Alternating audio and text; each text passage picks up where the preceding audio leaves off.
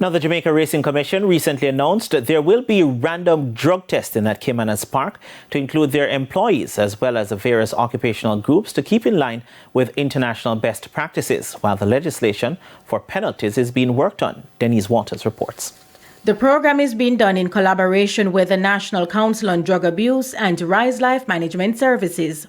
We recognize that drug usage, drug abuse may play a role in performance. The program is well advanced. We are seeking to tidy up the legislation. We've sensitized all of the stakeholders. Senior Jamaica Racing Commission vet Dr. Sophia Ramlal says it's expanding the testing system that's already there. Testing has always been affiliated with licensing in Jamaica. It's not new.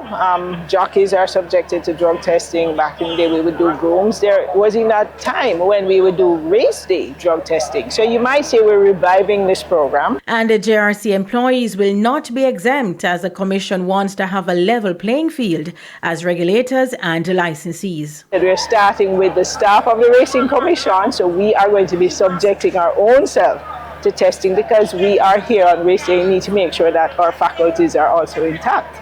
But how will the sanctions be applied? That depends on the drugs that are found, whether or not we'll need confirmatory testing, B-sample testing, blood testing.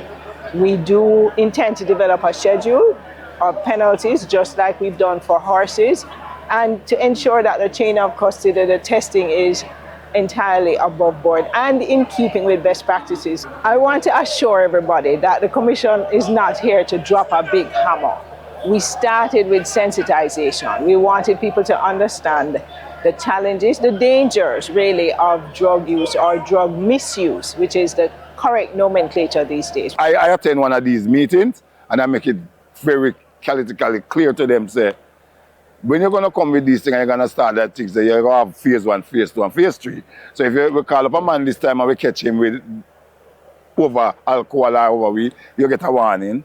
The second, you get a warning. The third, your third strike, you're in trouble. President of the Grooms Association of Jamaica, Fabian White, says random drug testing is keeping in line with international best practices. I work overseas. I work at Woodbine for over 10 years. Woodbine, you go to 4th area, and these people do random drug testing. They like the race band, will come and them just call you up on the mic, call you and your trainer and the mic and say, "Ray." So I have no problem with a drug testing and a race because if anything to protect the groom, ask people, I am all for it. Recently, apprentice Usher Dane Robinson was refused the license for the 2024 licensing period, which runs from April 1, 2024 to the end of March 2025, following his breach of the process to renew his license. According to the JRC, while undergoing the annual medical drug testing required for the renewal of his license on May 9, Robinson presented water in the specimen cup instead of a urine sample. Denise Waters for TVJ Sports. Meanwhile,